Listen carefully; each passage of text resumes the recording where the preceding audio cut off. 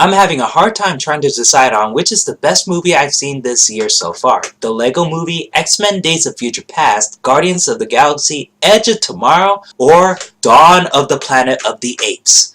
This year, we have a lot of good movies, actually. And yeah, I would say these 5 movies were among the best I've seen this year. The movies that I really can't wait to get on Blu-ray and shit. I mean, Jesus Christ. And Dawn of the Planet of the Apes, I really liked the first one. I couldn't believe how much better this movie is compared to the first one. I really liked the first one. I really did. I thought the first one was one of the best movies I've seen that year. This one, wow.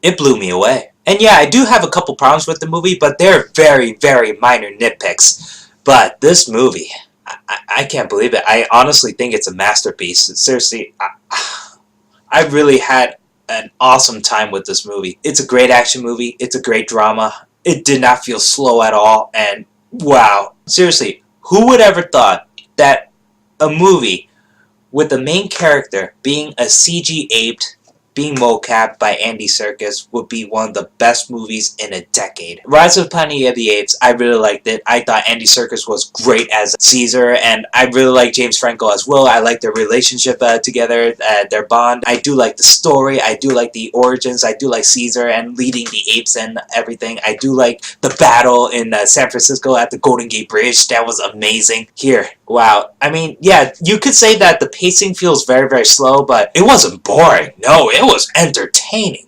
because the first like 10-20 minutes you did not see a human, or you just see CG apes. You see all these very beautiful CG characters being performed by actual humans, and what they do, and it's just phenomenal, you know? I mean, yeah, after the intro sequence, which is basically the ending sequence from the previous movie where the virus spreads around and shit, but this time it's replaced with old footage and also stock footage of the virus taking over and stuff, and I thought that was really well done. But after that, the movie starts and ends with Caesar's eyes. It's a close-up of Caesar's eyes. I know that a lot of CG artists are really hating on Andy Serkis, mostly because he calls the CG artists basically digital makeup artists. And yeah, part of me is offended by that because I am a CG artist. I do think he's a good actor. I really think he's a good actor. But honestly, that whole digital makeup thing, yeah, I felt a bit insulted, but I understand where he's coming from. Yes, it's insulting to a lot of CG artists because they spend their time and energy and money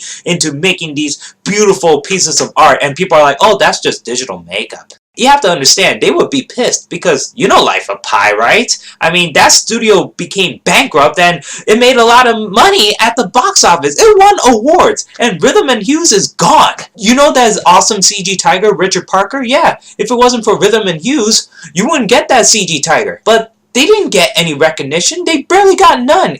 Remember the Academy Awards when the Jaws theme was, they were mentioning Rhythm and Hues and they were bankrupt, and then they don't have the company anymore, and then the Jaws theme happened? Yeah. So I feel like CG artists definitely should get the recognition this time around. I mean, why not? The Avengers! You know, Iron Man was in a mocap suit most of the time with just the Iron Man helmet. Visual effects helped a lot, you know? People have to give the CG artists props, okay? Because this movie, along with the first one, you know, Lord of the Rings and the Avengers and every movie that has a special effect, you need these CG artists, okay? I mean, even in the future, next year, we're gonna have the Avengers, Age of Ultron. 2 years later, Captain America, the third movie, and also the Batman vs. Superman, you know? What are these movies going to do? Are they going to stick with practical effects? That's going to be very hard to do. Hopefully Andy Serkis will learn from his situation now, and hopefully that when he's directing the Jungle Book, that he's actually learning from it, you know, he gives more credit to the artist. I'm hoping though. But like I said, he's a great actor. His performance in here was outstanding. But that's why I'm bringing this up, because of Caesar's eyes. That's not Andy Serkis' performance, okay? The close-up of Caesar's eyes. That is the many, many hours of work. Thousands of hours of work, millions of hours of work of artists creating the eye, creating the pupil, lighting it, shading it, texturing it, rendering it, and then they have to re-render it again because sometimes the colors are off, okay? That's the work of the artist right there. It begins and ends with Caesar's eyes. That's not Andy Serkis eyes, unless they really took his eyeballs out and put it on the CG face of Caesar. But no, okay?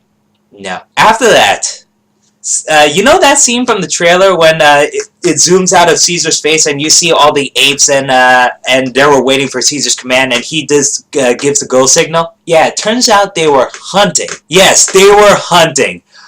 They were hunting for food. I never thought I would see this. And at that point, I'm like, wait, do they eat meat? Well, why not? They're in the redwoods anyway. They're still in San Francisco too, so I understand that. They have to hunt for food. They hunt down all these animals, but Caesar's son, even though this movie takes place like 10 years after the first one, I'm just shocked that Caesar has a son already. His name is Blue Eyes, and Caesar's son wants to impress his father, so he was trying to hunt this animal down, but it turns out to be a bear, so he got attacked by a bear, and Caesar tries to protect his son, but he needs the help, so Koba comes on the screen and kills the bear. And that was freaking awesome. Oh my god. Seeing a chimpanzee take down a bear with a spear. Brilliant! It seems like Koba and Caesar, they're actually very good friends. So you don't see the rivalry or something like that yet. So I thought this was very good because in the first movie, I knew they were going to be enemies because Koba looks insane. He looks mad. He wants to kill people, and Caesar is the protective one. He wants to save people. In the beginning of this movie, I thought it was good. They were actually helping each other. That was good.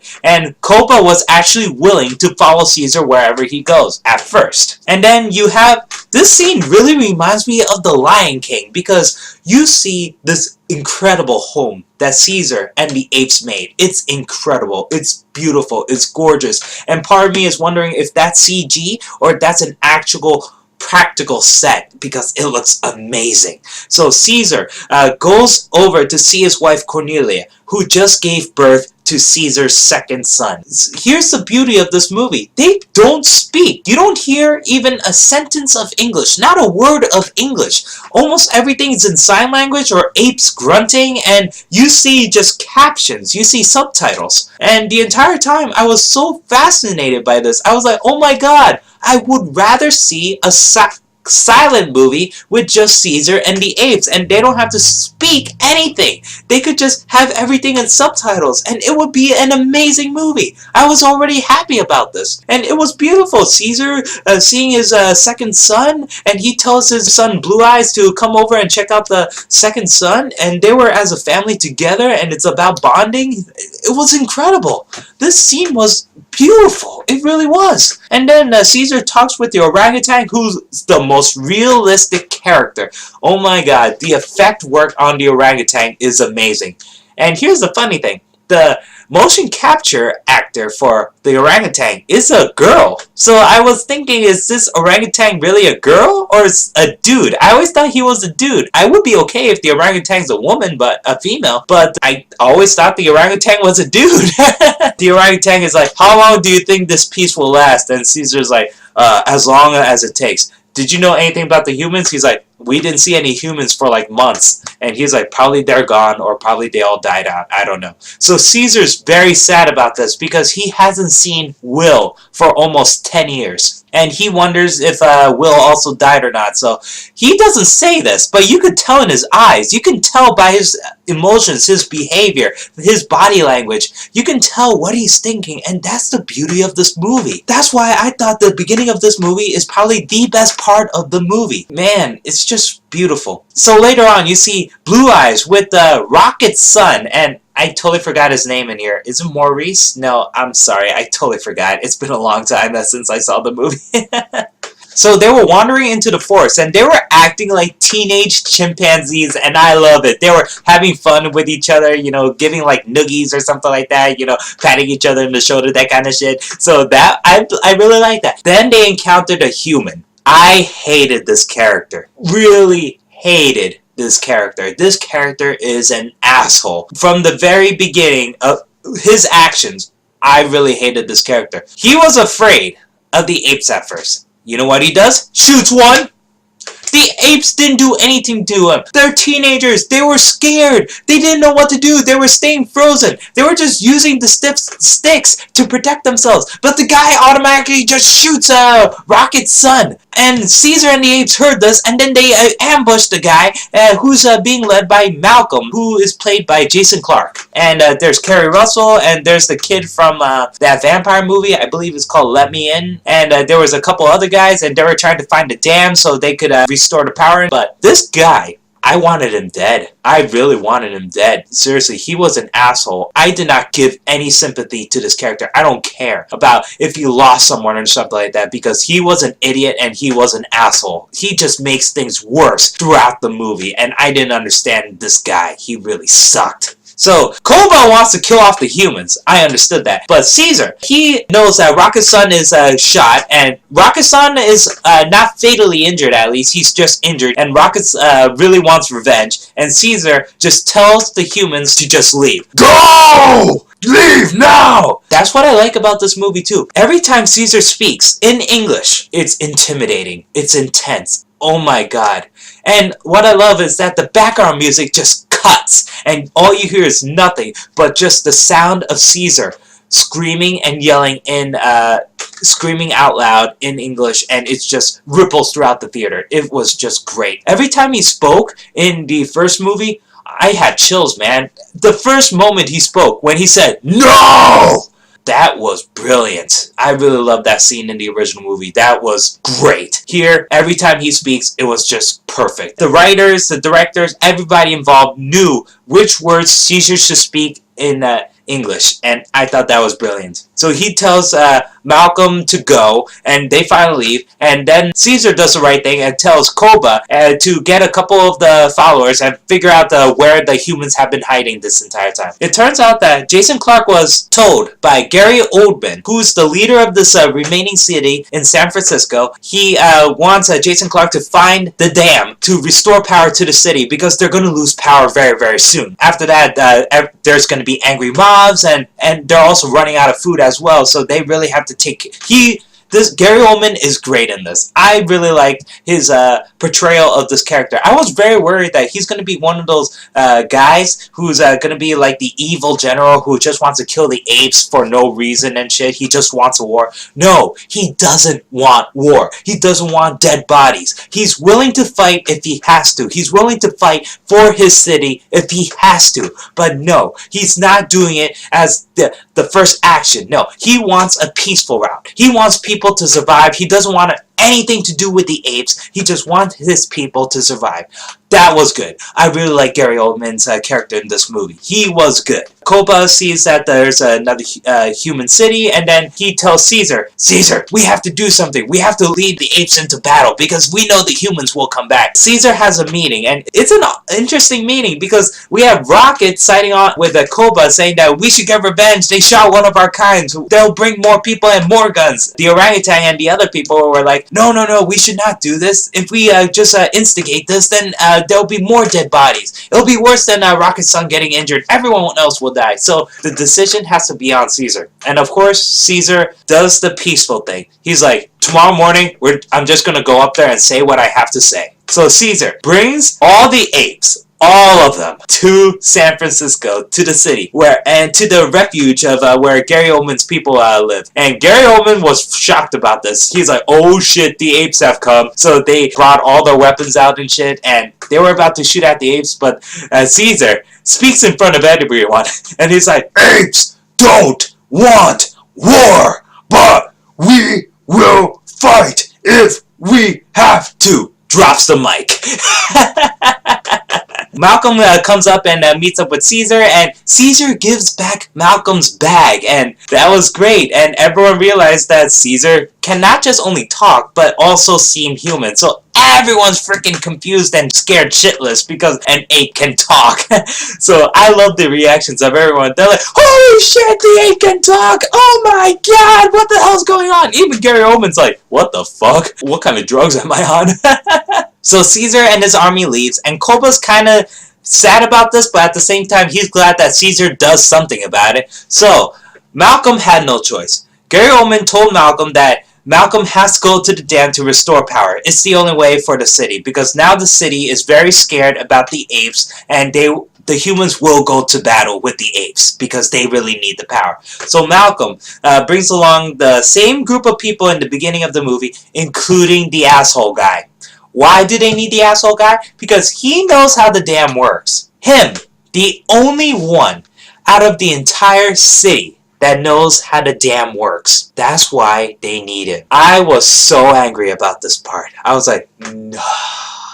I will allow it because of the script, but at the same time, I wish they'd done something around this. I hated this character because the entire time you know something bad is gonna happen because of this character. Malcolm meets up with the apes and he comes with a truce with Caesar, and Caesar tells him, you'll only be here for a couple days, restore power to your city, and then you leave, never come back. Koba's really against this, of course, because he really doesn't trust the humans, including the asshole guy. I don't blame him. Koba keeps going back to the city to scout them out, so he sees a weapons locker filled with every single gun, every single handgun, every single rocket launcher, every single machine gun, everything. He found everything. Here's the thing, though. The weapons locker is being guarded by these two guys. I understand that the city doesn't have that many soldiers, so I understand that, but they could have put at least two competent guys in front of the weapons locker. I'm not saying these characters are bad. I actually like them, but they don't seem like soldiers at all. They seem like two regular guys who's doing nothing the entire time, and Gary Oldman's like, you're lazy. Don't worry. We'll just put you in front of the weapons locker and make you seem like you're useful. That kind of characters. I mean, I do like them, but they don't really say much. They don't really do much. They're only in the movie for 5 minutes, but at the same time, you really thought that if this city was smart, they would put more competent people in front of the weapons locker.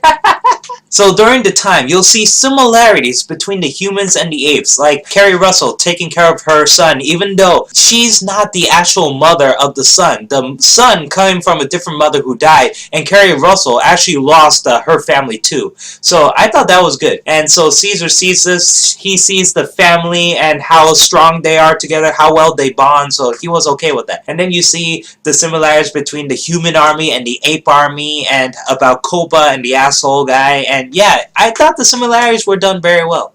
I just wish they didn't have the asshole guy, though. There's a very quiet scene where Kerry Russell is with Caesar's baby, and the baby is so adorable, it's so cute. He was touching Kerry Russell's finger with his little hand paws, and it's just adorable. And Caesar was having a nice talk with a peaceful talk with Malcolm, and they're having fun. They were just talking, and everything's peaceful until Caesar's baby sees that the asshole guy still has a freaking sawed-off shotgun in his toolkit. Oh my god. Caesar told Malcolm to give up their guns because he really doesn't trust the humans with guns. So Malcolm agrees. He tells everyone to give up their weapons until they're finished with the dam, then they could leave. The asshole guy, he has a sawn-off shotgun in his toolkit. The baby uncovers it because it was wrapped around under a towel or something, and the asshole guy makes a big deal out of it, almost kills the baby, almost shoots the baby, and then Caesar bitch slaps the asshole guy, and then Caesar now has the shotgun, and he was wielding it against every single human. This scene was really, really, really intense. I thought Caesar was gonna kill the fucker. Nope. He's peaceful, of course. He's the good guy, so he throws away the shotgun, and then he really wants the asshole guy to leave. He's like, no more, this asshole guy. Make him leave. Otherwise, I'll kill him myself. They force the asshole guy to wait at the car, and he's pissed off. He's like, they're apes, goddammit! You can't do this to me! Listen, asshole. You put this upon yourself, okay? You're the asshole who didn't tell them about the extra shotgun, which you know about, and almost killed a freaking chimpanzee baby. You're a dick. Caesar really wants Malcolm to leave. He really does. He's like, I don't trust you anymore. Just go. Just go. But Malcolm's like, I really have no choice, Caesar. Kill me if you have to, but I am not leaving until I get the power. Then Caesar's like, okay, I'll only give you one more day. You better make sure that everything's right after 24 hours. So after 24 hours, Malcolm and the team got the power back to the city, and then after that, Caesar really trusts Malcolm again. There was this very quiet scene at a gas station with the 76 logo, and every time I see that logo, it keeps reminding me of the Lost World because of that ball with the 76 logo and it's being tossed around by the T-Rex.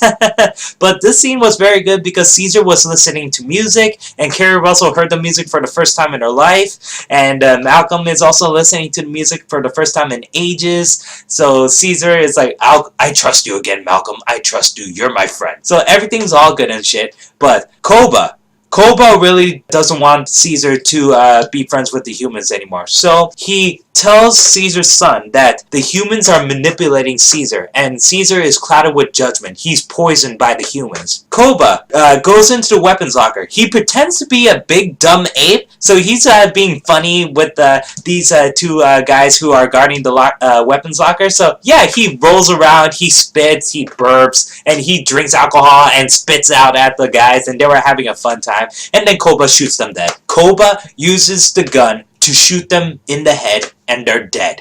He's crazy.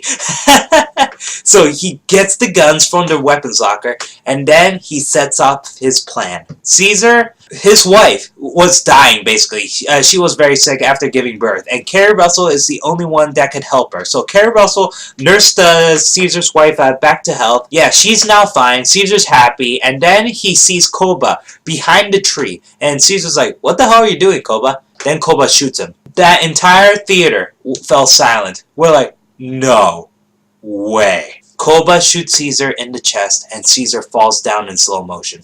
Yeah, that scene tugged me at the heartstrings. But you know what the problem was? We know he lives. In the trailers, we've seen that he lives because there's a lot of scenes in the trailers where it shows Caesar alive and well, and that did not happen yet in the movie. The trailers ruined this moment for me, because I knew he was gonna live. This would have been an epic twist if Caesar just plain out died in the movie, because this was a halfway point. But no, Caesar lives after getting shot in the head and falling down like 300 feet. After that, every ape wants revenge on the humans, so the ape army attacks the city.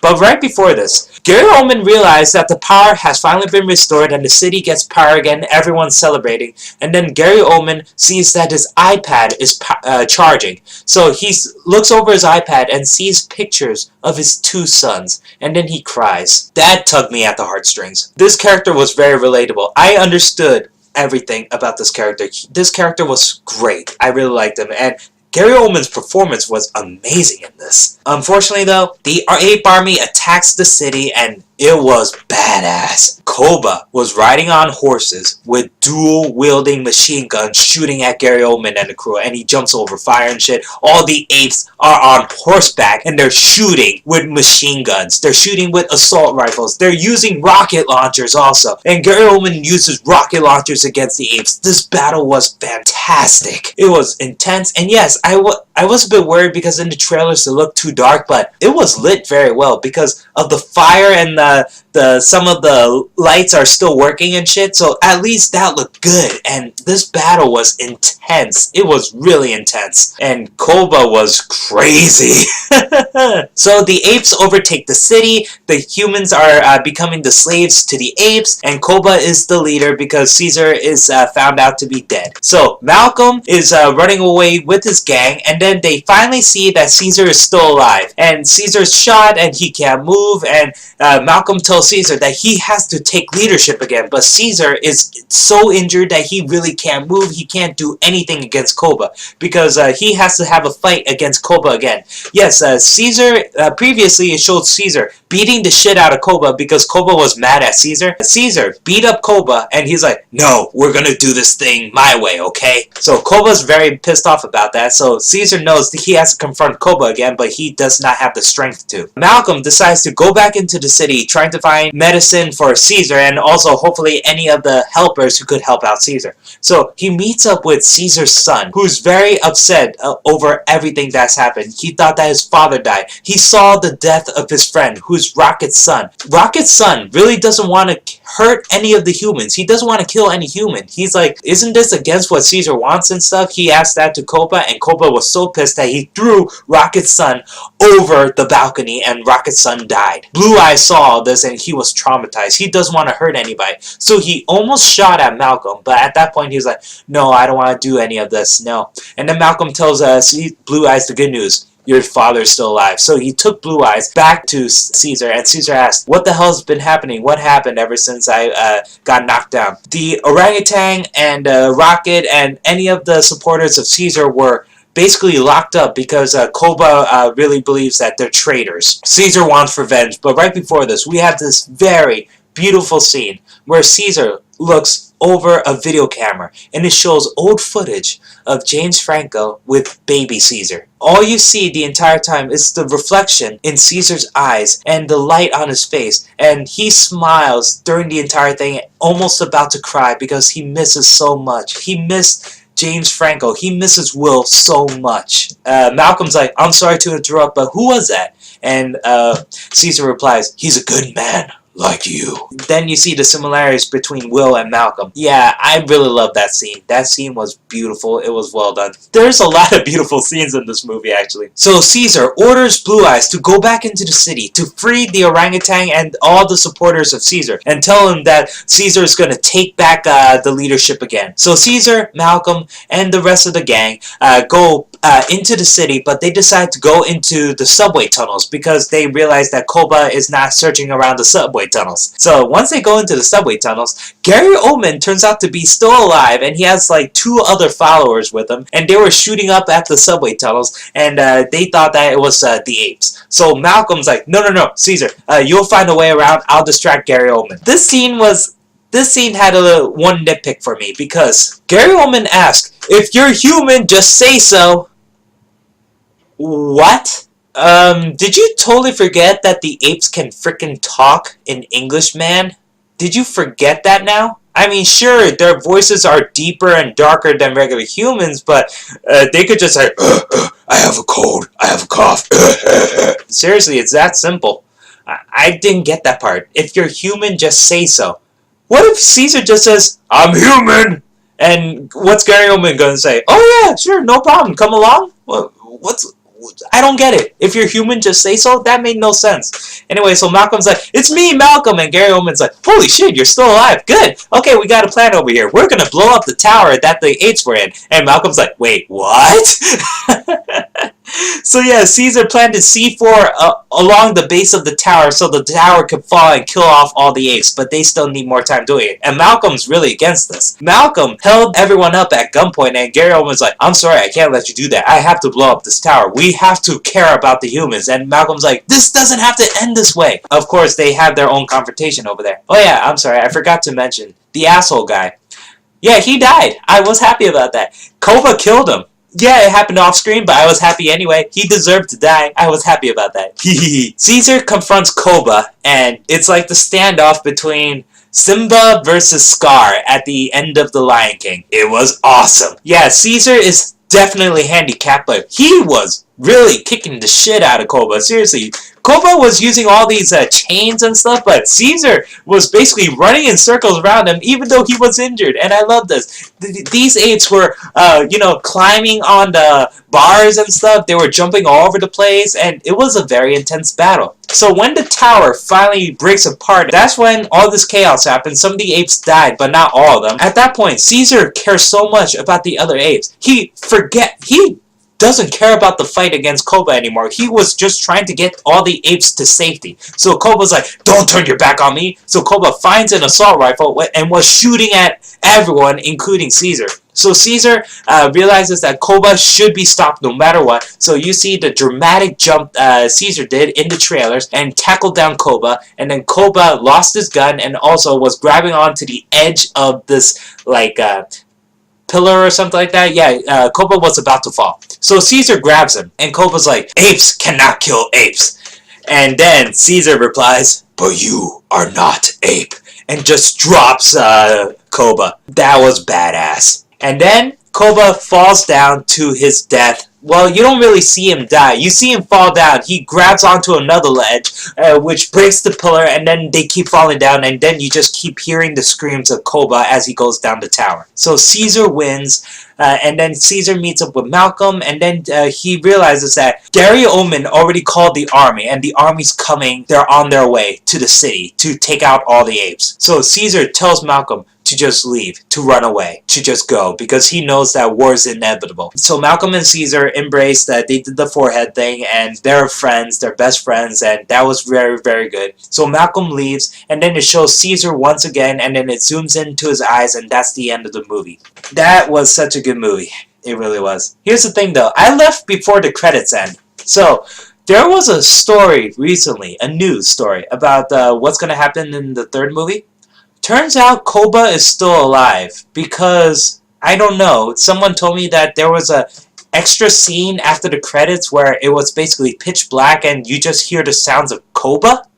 So at that point, I was mad. I really was. Koba was a great character. He really was. You don't need him in the third movie. No. His story is done. He's a great character. I didn't really care about him much in the first movie, but I really liked him in this movie. You don't need him again. Just let him die. It was a good death. Otherwise, all that shit meant for nothing. Caesar dropping Koba like that? Seriously, Koba survived after all that? No. No, no, no, no. He's dead. He's dead, okay? Listen to me. He's dead. Don't bring him back for the third movie. No. It was a great character death. He was a great character, and he died a great death. That's it. I don't want him back. You'll just ruin his character more. What are you going to do with the character? Seriously. In the third movie, I thought you're going to focus on the army versus the apes, and the apes will eventually take over the planet. I thought that's how it's going to be. Why do you need Koba? Let the trilogy just be about Caesar. Don't let Koba be the enemy again. Let the army be the enemy. Okay? No. I don't like it. That's how much I really like this movie. And yes, if that was the end credit scene and it turns out Koba is still alive, I really don't like it. I like the character, but I don't like it. I want him to die, alright? So, that's my review on Dawn of the Planet of the Apes. It's one of the best movies I've seen this year. It's probably the best movie, but here's the thing. I love all these movies almost equally. Guardians of the Galaxy, great action comedy. Edge of Tomorrow, also a great action comedy. This one, it was a great action drama. The Lego Movie, a great kids family comedy. And X-Men Days of Future Past, a great action drama, comedy. It's, oh my god, this year is so good. So yeah, that's my review. Write down in the comments below, how do you feel about this movie? Do you like it? Did you hate it? Did you think it's better or worse than the previous movie? Do you think this is one of the best or worst Planet of the Apes movies? Let me know. And also, how do you feel about the death of Koba, the supposed death of Koba? Do you like this character so much that you want him in the third movie? And if you do, please write down in the comments below why. Because, to be honest, I really like the character, but I don't want him back. I thought he should just die. So if you like this video, please click the like button. If you like to subscribe, there's a button here for subscribing. So until next time, guys, see you later.